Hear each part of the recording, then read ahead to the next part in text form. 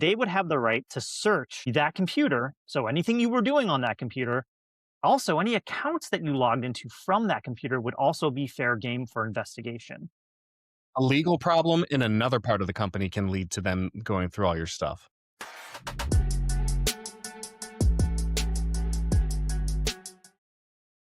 Hi, everybody. Welcome back to the Legitimate Cybersecurity Podcast. I'm Dustin Brewer, and with me, as always, is Frank Downs. Hey, guys. Hey, hey. Hey. Okay, that's right. I'm leading it off this time, so it's not quite as polished as what Frank usually does, which is fine. You do an excellent job. You do an excellent job.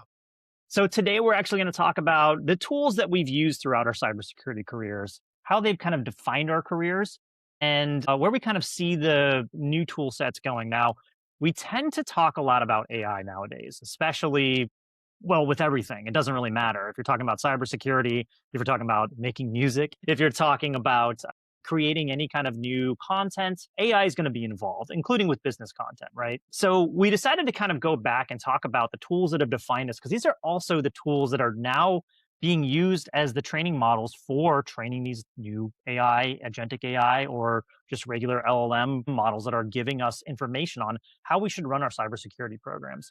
So we decided to go ahead and take a deep dive into our careers once again. And if you guys haven't listened to our previous podcast on this, our previous episode on this, please go back and listen to it, where Frank and I define our talk about our careers and kind of how we got to where we are today. But we're going to specifically focus in on the tools that helped us get to where we are today. So first off question here, and I love these questions. What was the first cybersecurity tool that made you feel like, okay, I'm really doing this for a living now, Frank? Like what was that kind of pivotal moment where you were like sitting in front of a tool and you were like, oh, I'm like a cybersecurity guy now? I will say it took a while, first of all, to figure out what tool that was going to be, specifically because, as we said previously on another podcast, my trip and journey to cyber was a very weird one in that I was brought into it and had no understanding of security, computers, or anything like that. So several of the first tools, I'd even say through like the first year, I had no idea what they were or how they worked. One of the first, I'd say, certification classes, instructional classes that the DoD put me into to get me spun up was that Cisco CCNA certification course. Now, Yeah. imagine learning iOS, the Cisco version of iOS, or trying to learn iOS when you didn't even know what networks were, how they worked. You'd heard of IP addresses, you'd seen them and stuff like that. I was so lost in the sauce. And then they used emulators back then to like train you. So it wasn't even a full fat version of iOS. Right. So I spent about a year or so confused and lost. And the one that really helped me realize, oh, not only that I understood cybersecurity, but that I liked it and that I could make a career out of it, was Wireshark. And I know you've heard this a lot when I've talked about it. Wireshark, for those of you who are not familiar, is a packet analyzer. And what that means is, as you may or may not know, the internet is made of packets. That's how information gets from point A to point B. And what packets are basically segmented portions of data in different sizes, in different shapes, different formats that then help take what is in one computer and present it on another computer, right? And so what a packet analyzer does is it captures all those packets or makes copies of them. It depends how you want to use it. And then breaks all of them down one by one, and you can look at it. You can look at it on your computer screen and see what type of information is being sent across from point A to point B. And it's kind of like a big puzzle, because the type of work that Dustin and I worked in the past, you were given very little information to go on. So you'd get a bunch of, if you wanted, and you can do this anywhere, by the way, and you can do this anywhere in the US. You can capture packets and then look at them. You cannot do it in all countries. For example, I think Wireshark is still banned in Germany. So for any of our German listeners, sorry. I'll also say up front, all of the tools you've heard us talk about in this podcast and will hear us talk about in this podcast, this is not an endorsement of them. We're not trying to encourage you to use them in any specific nefarious way. And do not hack. That's my blanket statement. That just, I say that a lot for my students in class too. Anyway, it was when I took Wireshark and realized that I can capture a bunch of packets, pull them out, look and see what's going on, especially wireless. I love wireless collection because it feels magic, right? Where you just put a magic antenna or wand in the air, let it sit for a little bit, and then you can see what's going on around you. And it's remarkable. And I remember putting my first set of packets together, and then I was told I had to make a whole class on it to teach people. And keep in mind, Dustin, maybe like a week before I had started playing with Wireshark and I was told to make a class on it. So it really forced a deep dive into it to understand the whole tool better. And I really enjoy puzzles and I really enjoy games and stuff like that. And so being able to do that really made it enjoyable. And that's when I started to realize, hey, I think I like cybersecurity. I think maybe did make the right choice here. And I think I can learn more and get into this and I can Yeah. make a career of this. And Yeah. so that was probably the first time for me. What about you? Yeah, this was a tough one for me because, like, I kinda went back into I really was that kid who was installing Linux on his computer at the age of 12, right? And who was having to, like, rebuild modules because, like, the hardware capabilities and the hardware support for Linux back then was nothing. You kind of had to just build everything from How scratch, did and you first find out about Linux at that age? Because I didn't have any exposure to Linux until I was much older. Like, I did was you just trip really over it? Like, did you discover it in a magazine? Like, what'd that look like?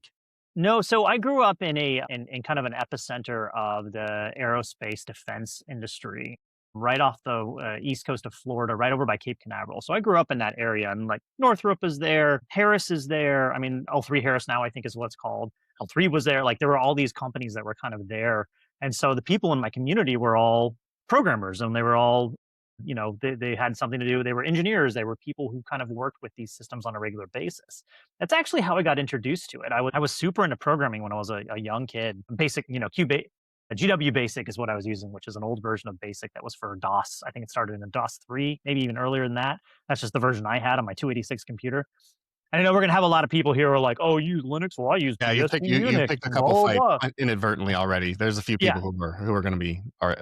I understand I'm triggering some of the older practitioners out there, but you guys, the 90s were like almost 30 years ago at this point, depending on when you're talking about it. So like let's put all this in perspective, all right? Like this is still in the heyday of really organizations truly adopting information technology in this sense of packets and TCP/IP. I understand TCP/IP has been around since the 70s. I get it. There are some people out there that have been doing this for a very long time. However, I would argue that 24, 25 years is a very long time as well.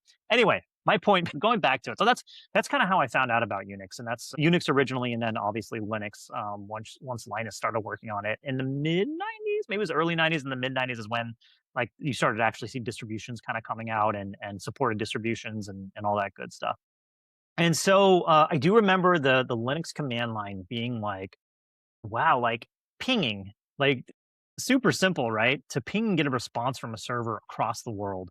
That was like so cool to me. Awesome. There was something about that. And I know it's not quite cybersecurity, but that's kind of like the way in. And then I do remember logging into an SMTP server and sending emails that may or may not have been from my actual address, and being like, "Yo, this is okay. This is powerful. There's something here."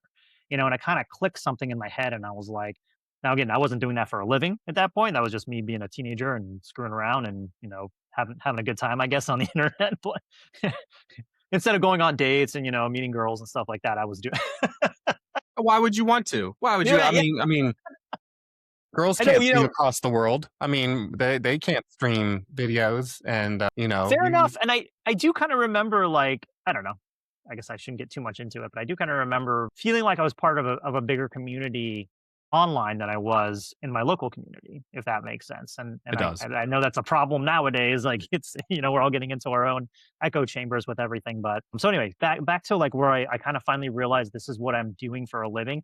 To be honest, like I'd been playing around with these tools for a really long time, starting with like Knoppix and then Backtrack, which had come out on Knoppix, and then Backtrack Right, right. became its own thing. Yeah. And of course now Kali Linux is what it is today. But I remember spinning up Backtrack for the first time when I was working for the government and being like, okay, now this is what I'm doing. So, and I know Backtrack isn't a single tool, it's a collection of tools. I get that. But it's got all the things that Frank was talking about, Wireshark. It's got It's not a test. You don't fail by saying you like a specific distro of Linux and I that's hope your not. favorite tool. I hope not. And so that's one of those, those pivotal moments I think where I was like, oh, I'm getting paid to do this now. Like it's not just me screwing around on the side with a side project or doing something that I want to do. So that's definitely, where I kind of we're that's like the whole evolution of where I remember just using computers to do things to communicate over the internet really, but then also like seeing how you could fool a computer into doing something that it wasn't necessarily designed to do, or fool a system or fool a service into doing something that it might not have What's your favorite tool on Kali currently? currently. That's a good question. That's a tough question. You think about it. Mine's Metasploit. It's still the Yeah. Metasploit Community Edition, and I love it. And I Yeah. love that.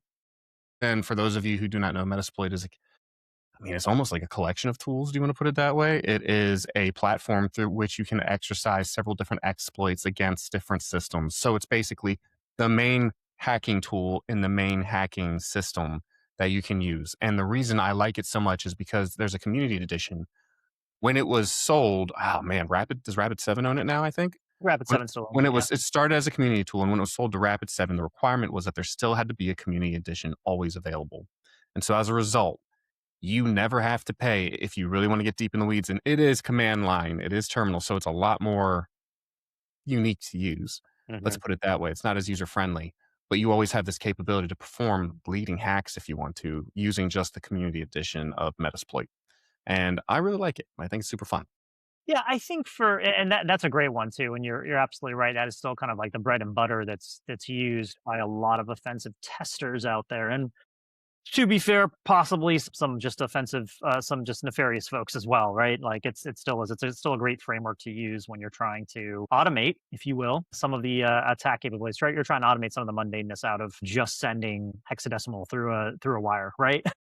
Yep. It's Yep. a little bit easier. I would definitely go. I still am just so fascinated by anytime I load up like Aerodump or Kismet, like anything that's doing wireless analysis. That's so cool to me. Like even when I was a kid, like I was super into like ham radio stuff too. So like I always love the idea of being able to send signals just like forever away and then get a response too. So like across the world, you could do this before the internet.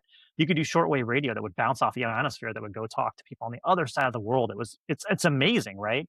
And so even nowadays, like when you're like sitting in your own house, even and you spin up Kismet or something like that, and you have a something Wi-Fi on monitor mode, and you're seeing people's cars drive by your house, and all of a sudden it pops up as like Frank's iPhone, try to connect, like you're seeing all these devices, and to me that's so cool that we have this always on connectivity, I guess, but which I know scares a lot of people, but it still to me is like, oh, there's still connectivity out there. There's still things happening. There's all this cool stuff happening in the background. So I really still appreciate those types of tools where you get to see what you can't see with your eyes. You know what I mean? Like I don't know, there's just something about it that's like, oh, this is so cool. Like I can see what's going on, through the air. So Frank, kind of going into that, and I think I might have answered this question for you, but I don't know. I'm not going to assume anything. Which tool kind of changed the way that you think about security and not just how you do your job? And this can apply not just to do what you do right now, it can, but also to what you've done throughout your career. I mean, that might have been Metasploit because it really opened up the door to see like, oh, yeah, anyone can do this. And it showed the table stakes, right? And it helped me understand the reality of hacking and kind of changed my perspective on hackers as well. Because if you look at something like Kali, and to explain it a bit more for everyone, Kali is a distro of Linux that comes pre-installed with several different security and either ethical hacking or malicious hacking tools. A tool has no intent. It's the person who wields it. Let's put it that way. And what I realized when I got deep into Kali and Metasploit and so forth was can be relatively simple to perform these hacks, which made me kind of understand the perspective of a hacker a bit more, right? I think hackers are really unique, malicious and non-malicious in that way, in that they have a set of critical thinking skills that are uniquely applied to situations that others do not traditionally apply them to. Percent. Yeah. And it's that critical thinking that helps them identify security flaws, holes in code, ways to exploit information, ways to steal things, ways to take stuff. And I've always found it fascinating because I believe if these hackers took the time and effort, and I don't know if they can, I think maybe it's a configuration on their end mentally. But I used to think that if they just took the time and effort to learn how to do something legal, they'd actually do really well because of this critical thinking capability. But as I've gotten older, part of me's wondered if they can only leverage that type of critical thinking when they're stimulated by these types of actions. And as a result, so maybe hackers aren't just lazy people who aren't applying themselves to legal endeavors. Maybe they're people who only get excitement, get that dopamine hit, right? When they're Yeah. able to apply that critical thinking to this capability. And so it's a long winded answer, but it's a way of saying I think it was Kali and Metasploit because, on one hand, it makes hacking easier. Now, easier, I'd put in air quotes there, right? Because you need a level of understanding and so forth to really approach, even install Kali, let's be honest.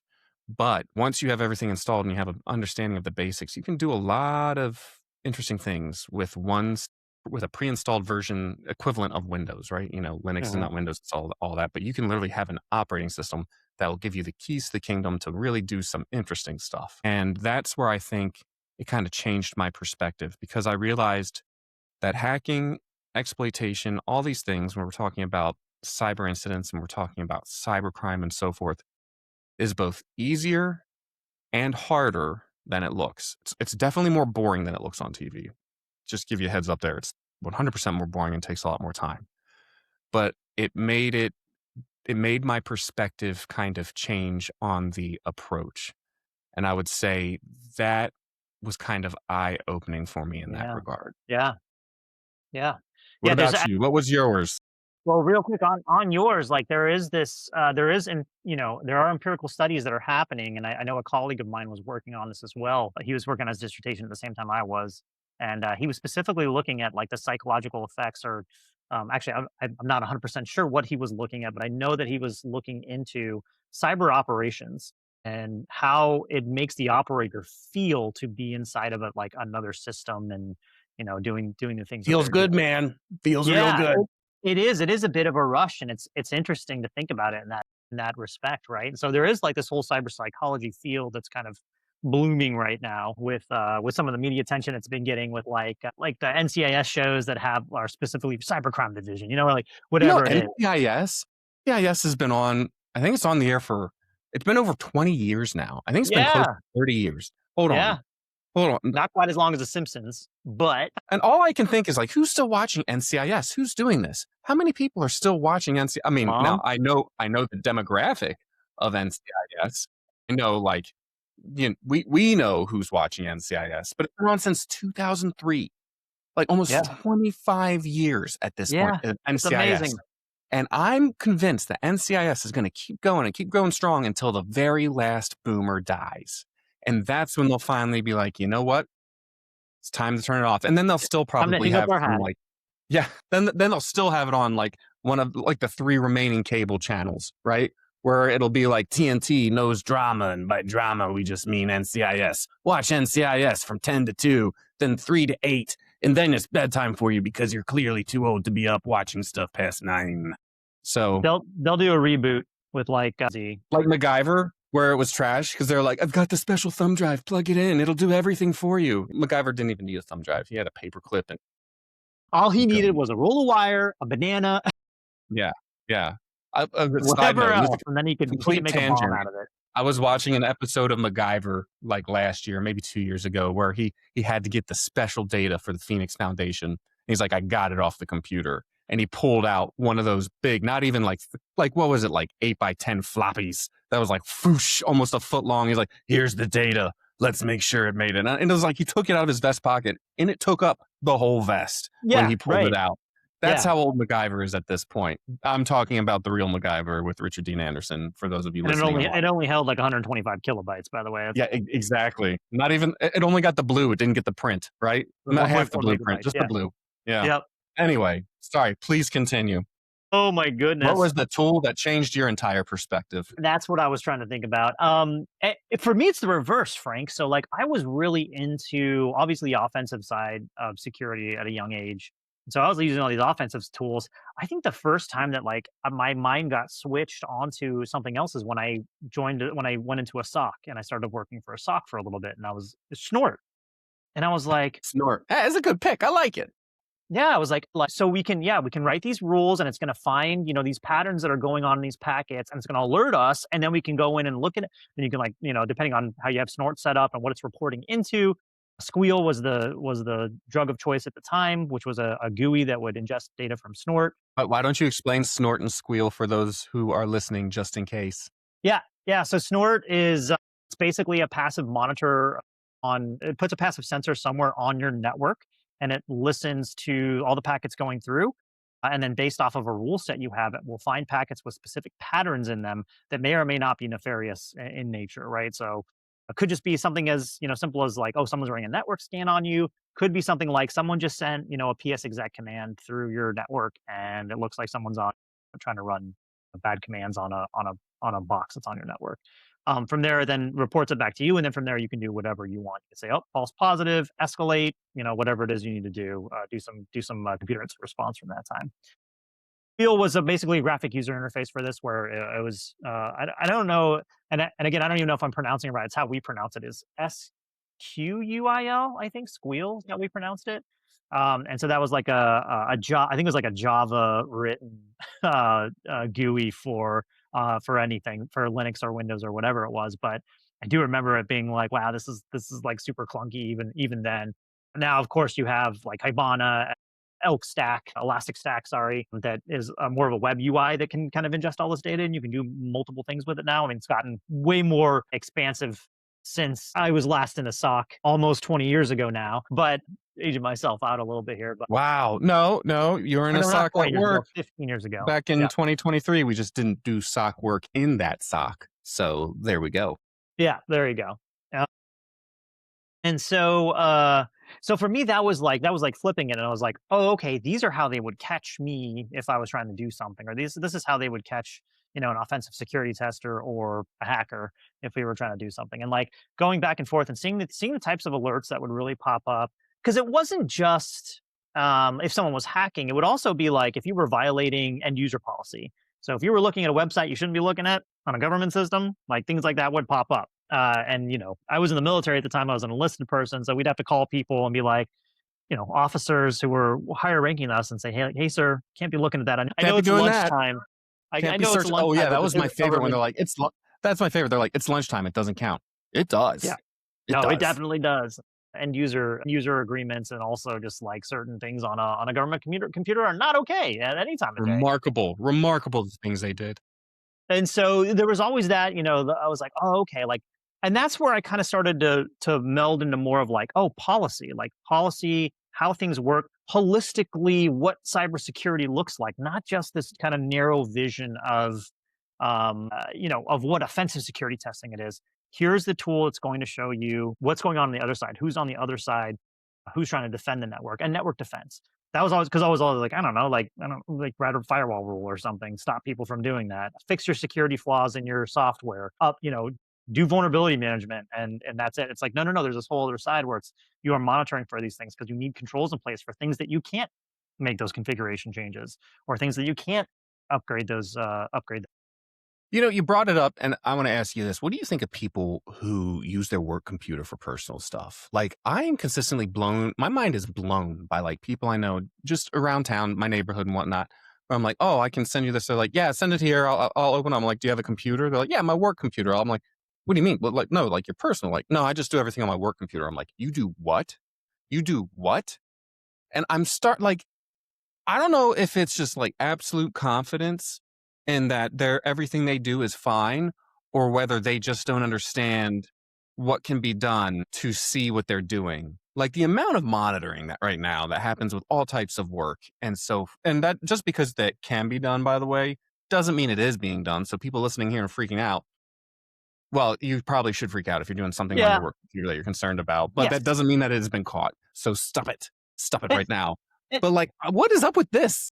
Not just things that you shouldn't have on your work computer, but also like read your EULAs, like read your end user Yeah. license or user agreements with your organization, because usually what they say, and I think Frank, this is why you and I we're a little bit more hesitant to do anything on our work laptops or work computers that we for our personal use, is that if something were to happen, and not necessarily you did something wrong, but if something were to happen, that they would have the right to search that computer. So anything you were doing on that computer, also any accounts that you logged into from that computer would also be fair game for investigation.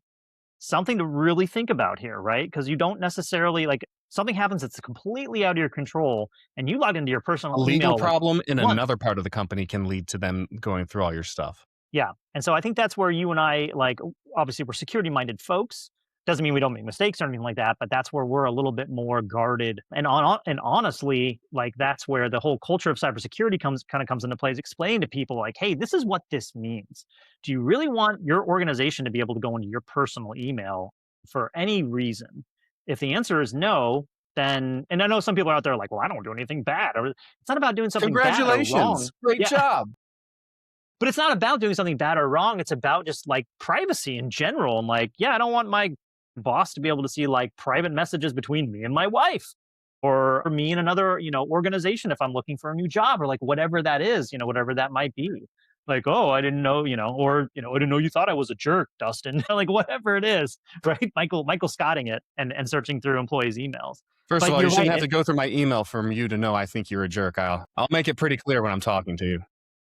But there is that, what I do feel like, I don't know if it's I don't think it's a generational thing. I think it spans generations. I think there's plenty of millennials who do this just as much as there are plenty of baby boomers who do it. Just as there are plenty of Generation Z people coming into the workforce who are doing this as well. But yeah, I totally I'm with you. There is a disconnect there for like, well, if it's off office hours, like I'll just go ahead and use this to Google. I'll use this to log on to Amazon real quick and order that, order those curtains I wanted or whatever it is. It could be something just so innocuous, but you just logged on with your Amazon account. So now if they want to go back, if like, an investigation happens, they technically have the right to go in there. They could, depending on your end user agreement, have the right to now go into your Amazon account and see what you've been ordering. Like, what if you're ordering your medical? Like, Amazon has medical things now, so now it's like a whole HIPAA thing. Like, Have I you just bought forget medicine it. from Amazon yet? I have not. I have I not. don't know how I feel about the Amazon pharmacy. Like, it doesn't matter because, like, I don't know if it's a data privacy thing or whatever I have. I'm Yeah, sure all the hospitals that have my information are just nothing but top-notch cyber, by the way, completely secure.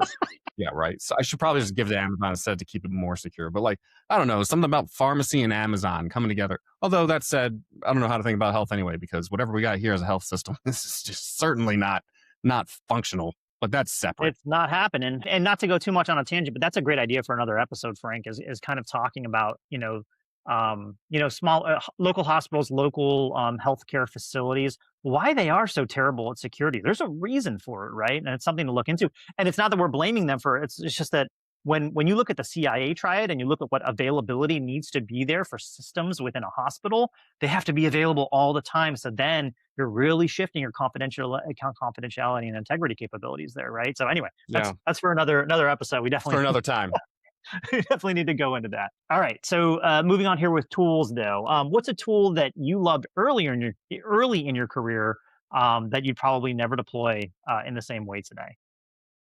Do I have to have loved it? Yeah, I guess that's what is love? Do One we need to go that into I that? loved early in my career that I haven't deployed, I will say the Kismet one. I liked your example, and it's not so much how the tool was deployed because it became the physical stuff. I built a lot of cantennas back in the day, and I will tell you guys, for those who are listening, what a cantenna is you can take a soda can, a Pringles can is usually like the choice one.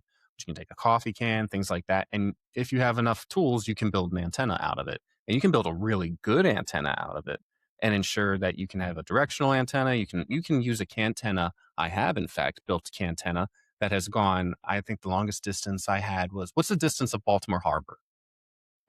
From the Marriott to that Renaissance. You'd say maybe that's 4 to 5 miles, maybe. Like Sure, across the harbor? I don't across the think it's harbor from the the Renaissance. I Baltimore guess. one. I don't think Yeah, so. I don't think maybe it's that that's far. like two, Yeah, 3. I don't know. Doesn't matter. yeah. You can get multi-mile, strong connectivity with these antennas and these cantennas, and they're really cool and they're really great. How have I changed? I now have enough money to buy an antenna.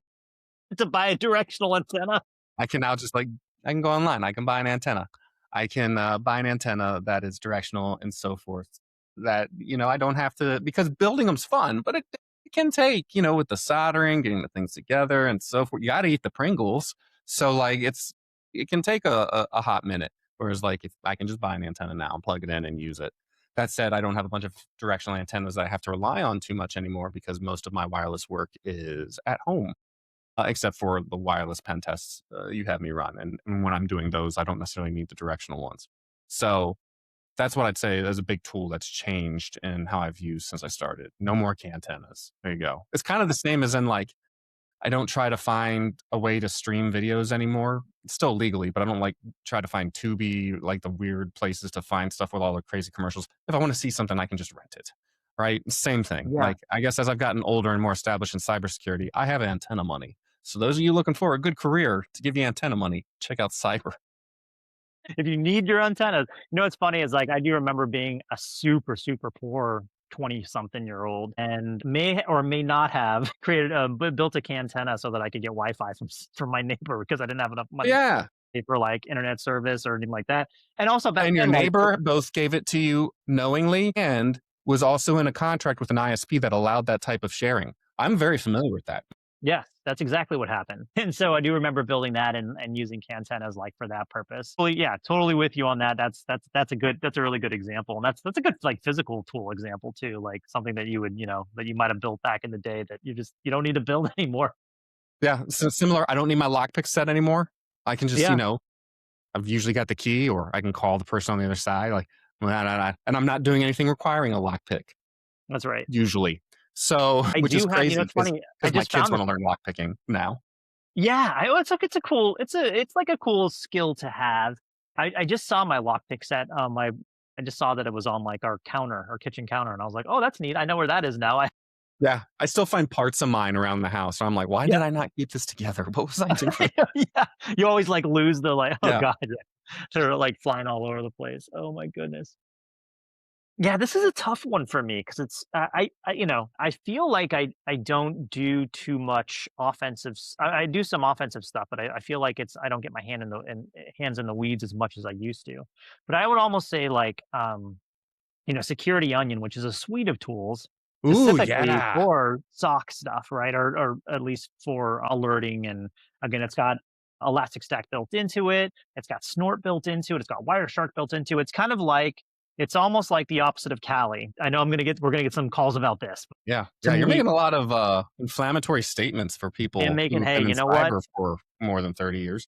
Yep. I'm gonna go ahead and say it. But yeah, it's almost the opposite, and where you have just these defensive tools that are already kind of built into this distribution of Linux, Security Onion. And so nowadays, I think the last time I deployed it somewhere, I was like, oh wow, you have to like, I don't know, it's like 12 gigs of RAM you have to have for this thing. It's a really, and they're like, well, this is No, really who's meant to that be. rich these days? Come on, 12 Yeah. gigs? Get out of here. Yeah, oh yeah, that's like super. That even back, this was a couple years ago, but now it's like, oh, what? I have to spend $2,000 to start up a Security Onion VM. The new hat too for Raspberry Pi has 8 gigs of RAM on it. And I saw that and I was like, that's going to be over $100. I Yeah. was right. It's like Well, 200 bucks. yeah. Yeah. I mean, the Raspberry Pi 5s that had the 8 gigs of RAM were not incredibly expensive, but comparatively speaking, You they can were get a really. 12 gig one now. Can you? Yeah. Now it's like 130 when I looked it up yesterday and I'm like, that can't be right because 12 gigs of That can't be RAM, right. maybe they just Yeah. haven't caught up yet. Let's buy out the Yeah. stocks. Yeah. They Strip got out the RAM, sell it, Dustin. There we go. Let's hustle there this. you go. But number one, I don't think you can deploy Security Onion in the same way it used to be able to. So it has to be almost like cloud based now. And then That's fine. second, like I do kind of I guess it wasn't early in my career that I loved it, but it was like 8 years ago in my career that I loved it, and I was like, oh, this is a really cool tool. And I used to deploy it in my house to like, watch and see like what kind of.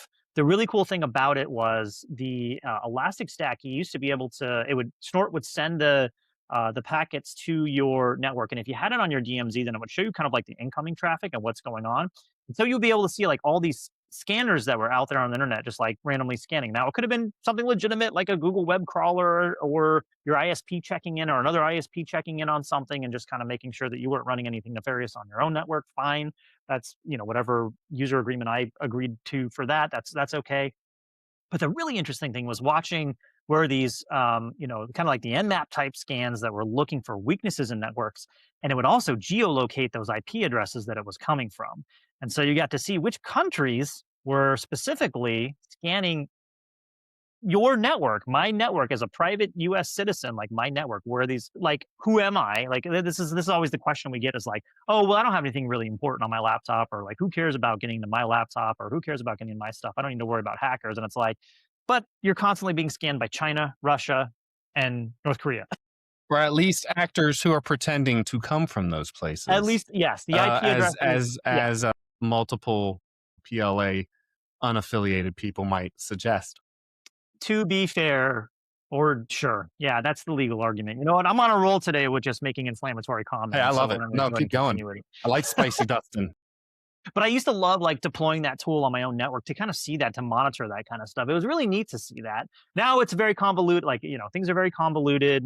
Networks are, there's, probably closer to 98% cloud adoption with most organizations today. So you're doing things like cloud connectors. You're doing things like scanning. You're doing things like you're using a much more robust tool to do these kinds of things. So it's not that I would have deployed it differently today. It's that I might not deploy it at all, or I might be using, Security Onion Professional, or there was probably some paid for version that you have to use now. But I don't know. Um, all right. Which tool taught you the most painful but valuable lessons about over reliance on technology? This is a good one. Well, can I do two? Can I do two? Yes, please. Okay. The first one is, and I hope it's dead. I hope it doesn't still exist. OpenDLP. Okay. OpenDLP was a tool that was out there, and I think I used it in 2013 or 14 because I wanted to make a DLP example for a project that we were doing for work. And no one wants to pay money for these things. To give everyone context, Dustin and I used to do a lot of very important work with zero budget. And so as a result, at least for tools, right? And so as a result, I found this thing, and I bet it was like a grad project or something, but the whole idea was free DLP. And for those of you who don't know what DLP is, it means data loss prevention. The whole point is it scans the systems and networks to make sure that important sensitive information doesn't leave your network. This can be credit card numbers, some social security numbers, things like that. It was such a pain. And I spent a solid day to set it up and have it run just for a couple examples, and then for the whole thing to crash again because it wasn't supported. Half of it was on old, Yeah. abandoned branches of code and stuff like that. And it was a nightmare. And it taught me two things, right? There's a point at which open source is just maybe not the best fit for you. And two, DLP can be a nightmare because, and I think anyone who's worked with DLP understands that if you don't configure it appropriately up front, everything's a credit card. Everything's a credit card. Everything, phone numbers, credit card. Date of birth, credit card, right? Yeah. Random Excel sheet that has numbers in it, guess what? That's a credit card, right? So it just stops everything. And so it is a huge pain. And it taught me a lot about DLP, how you have to configure it appropriately and so forth. Thankfully, it taught me when I wasn't trying to push it out to an enterprise. My second one, pfSense. Okay. Yeah. So for those of you who also don't understand, pfSense is it's also on Security Onion. It is a free firewall that you can use to set up firewall rules, manage traffic, stuff like that. But the way the GUI was set up, you really had to put the rules in such a way that you had to do each rule one at a time and like pay strict attention, because if at any point you clicked the wrong button, it was very easy to go, wait, did I just set this up so that it would allow traffic in this port or block traffic? And because the icons were bad, everything was bad. I don't know who, it was not made by a graphic designer. It was made by network people. So you could tell. And so by the time you were done, you're like, I think this is configured appropriately. And it really put a lot of emphasis in the testing phase because you probably didn't set it up appropriately. You'd really need to test it. But then once you found that golden configuration, you would save it and you would use it for certain things. So pfSense, I'd say, in a way too. And there's To be fair, I think you have just pinpointed the feeling that every single security engineer ever has all the time whenever they set up anything new. so frustrating. It's so well, that's the thing. You say new, but like you and I use that for years. And I never got comfortable with it. I would spend hours at some days with it and be like, oh my God. Like when we would make those exams for people, there is now a defunct ISACA certification that Dustin and I made called the CSXP. And part of it included a practical exam. And that practical exam required people to put in firewall rules, and it used pfSense. And whenever anyone would get those wrong, I would always feel for them because I'd be like, I made this. I made this test and I probably would get that wrong too. So it was just that poorly, I don't want to say poorly designed because it did work. It was just that unintuitive. So those are my two right there. What about you? What are the ones that gave you the realization, the pain, the thing you wouldn't do the same? I got to be honest with you. I think every tool I've had to learn a painful lesson about, and about not trusting necessarily what the tool is reporting. Any tool that automates anything and puts it into like human readable context, like it's a trust but verify thing with every single tool I own. And this is a nightmare nowadays, right? Because it's like you got to trust your tools at some point, right? But then you have these major companies who have these breaches, or these major companies who have these things that happen. And you're like, I shouldn't have trusted that tool. I should have had, redundant tools, or I should have had, but even then, can you trust both tools? So I think every tool, but I will say one of the most interesting things was when we started utilizing VPNs a little bit more often, specifically for air gapping and privacy. And you found out that, and I think this has been fixed, at least for most major VPN providers, DNS leakage that would happen with that. Yeah. So, like, it didn't matter that you were going through a VPN, the DNS calls would still happen outside of the VPN for some reason. Completely ruining.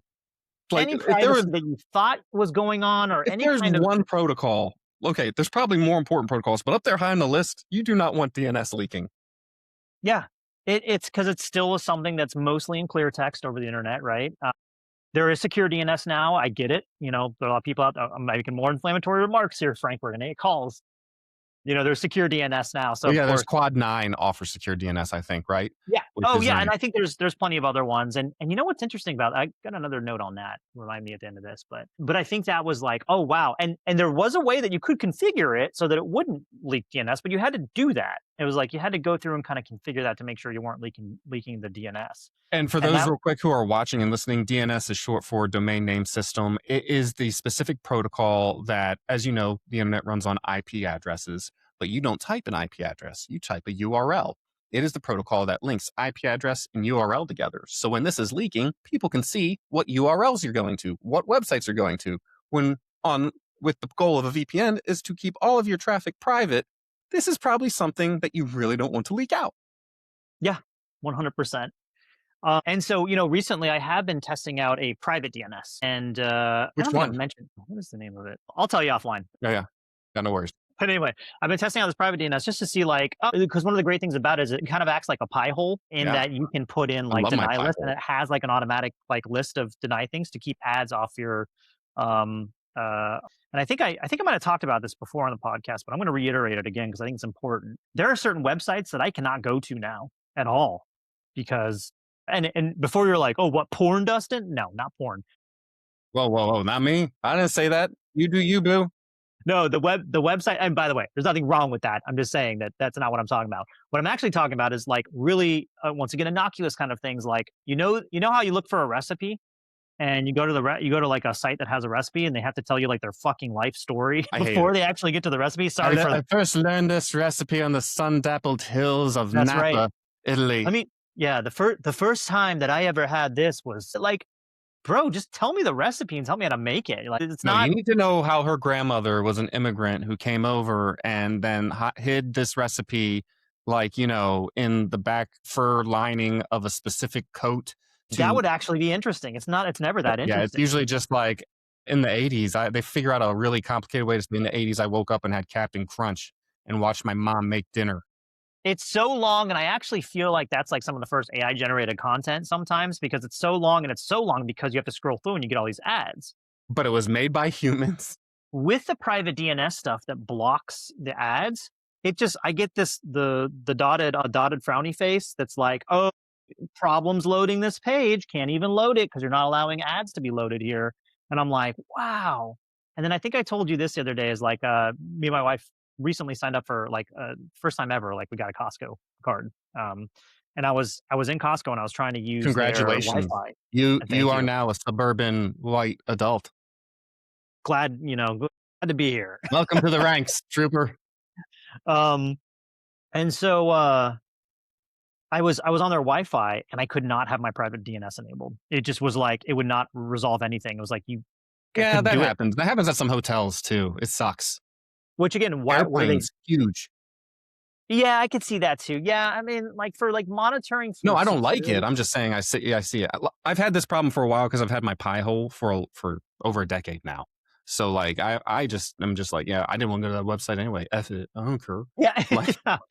But like the nice thing about like our phones nowadays is you can turn off your private DNS, with a couple clicks, and then it just goes back yeah, to using your ISP's DNS. And fine, I don't care if anybody knows that I'm looking up how to make empanadas. You know what I mean? Like whatever. Like if that's what if now all of a sudden all my Amazon or I all bet you my make really good Google empanadas though. I all bet my they're delicious. all my Google ads are for empanada presses now, but like, who cares? Like, it just is what it is. But actually, and what set me off on this, sorry, I know I'm going on a crazy tangent now, but what set me off on this is It's our show.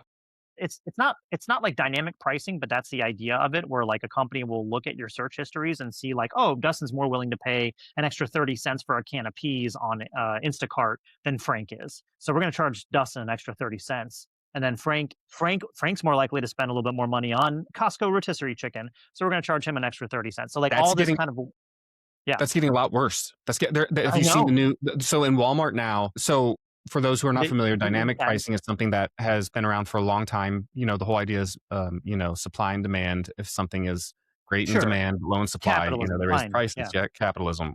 Well, not that we really experience it, but anyway, saying capitalism for us plebs. Anyway, it started. If you remember, for those of you who may remember, about 10 years ago, there was a big hubbaloo. What do you call it? Hullabaloo. Hubba, yeah, that. Hullabaloo.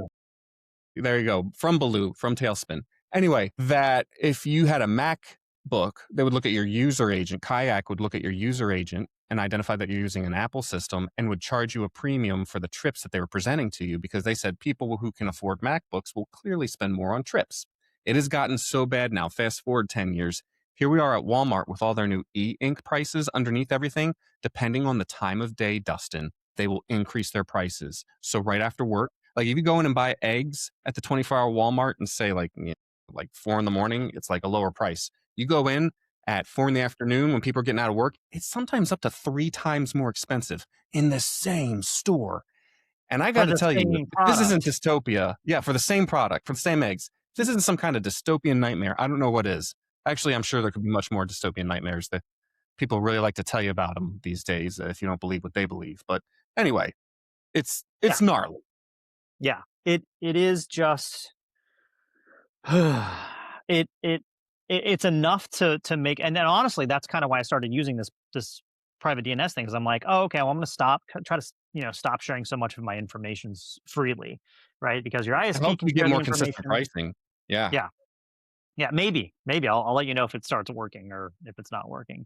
And there are price trackers out there that you can use. There's one I think you introduced me to, Frank. I wish I remember the name of it, but it shows up on my Amazon. Like if I'm looking at Amazon at a product, it'll pull up a Camel, little camel, graph. camel.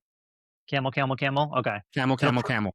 it'll pull up a graph and show you like what the prices look like elsewhere, but also what the prices have looked like for the past 90 days for everybody, not just you. Like it's a really interesting tool to use. So if that's something that you guys are interested in, then definitely check it out. But anyway, so I forgot what the hell we were talking about.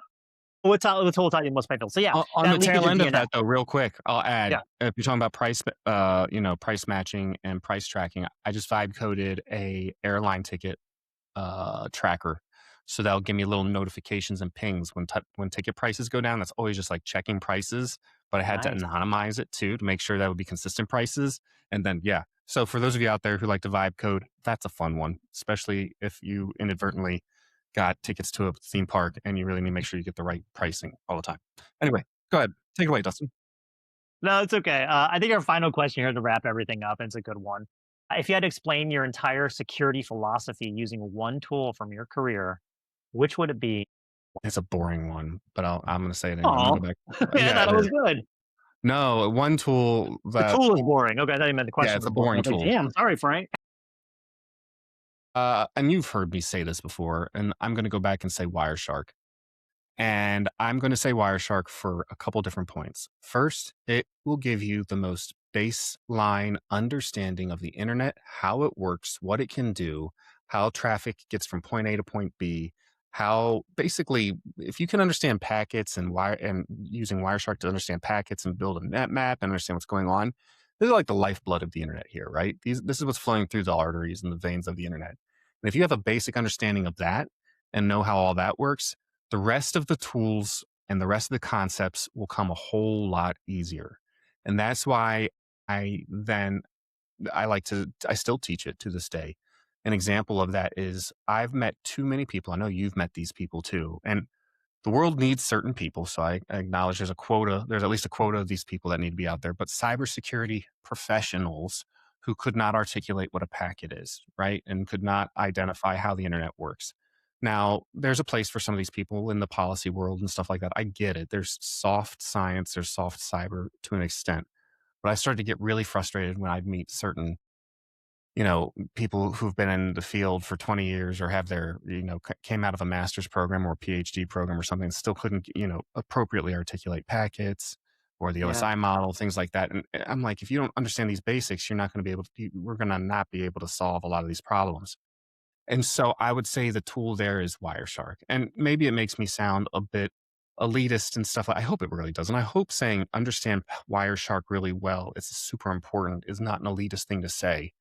But if I can give a piece of advice, and it's the one that I give to a lot of my grad students, it's Wireshark is probably the most important tool for you to understand in order to do well in cybersecurity. Because if you understand that, the rest will be relatively straightforward. There will be hiccups. There will be things like I'm still not entirely sure how Docker works all the time, right? But that's just because I started with ESXi and VMware, and I'm like, just make a virtual machine, just make a whole new one. No, I don't know what these services. Why are you just making part of it? Just make the thing. So we just make it, right? So there's that.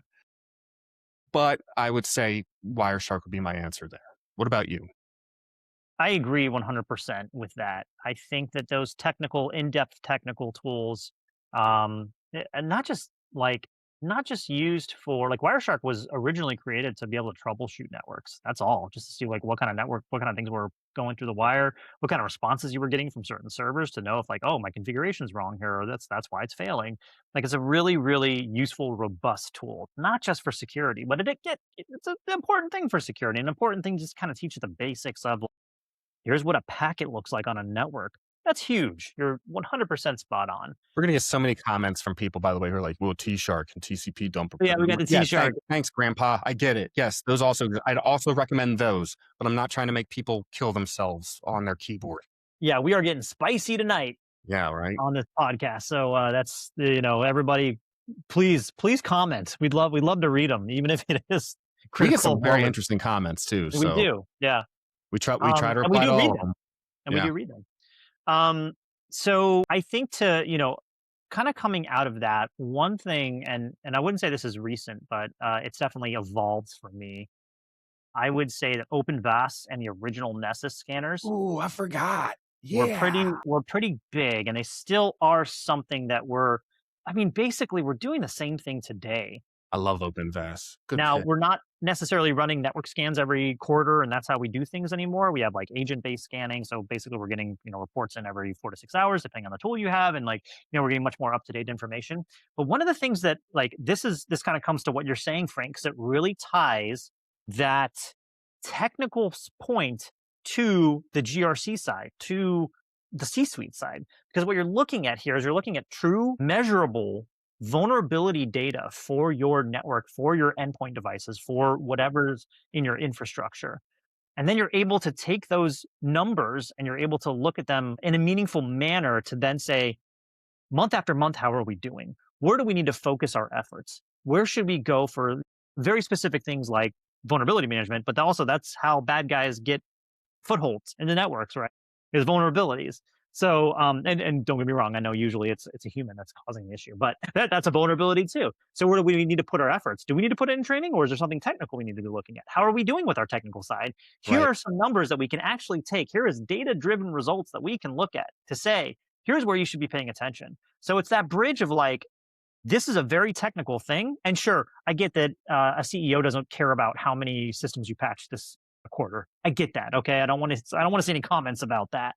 But there are still other meaningful data that you can extrapolate from vulnerability management and what you're doing with for your vulnerabilities, how you're doing it. Do we need to put more money here? Why are we using these old legacy systems? Is there a way we can upgrade them? No. Then what kind of controls do we need to put around them? How do we do that? How much money is that going to cost? How much money is this going to cost? What's the easier option here? It still all starts with that kind of initial report that there is an issue, right? That there is something that we need to start paying attention a little bit more to.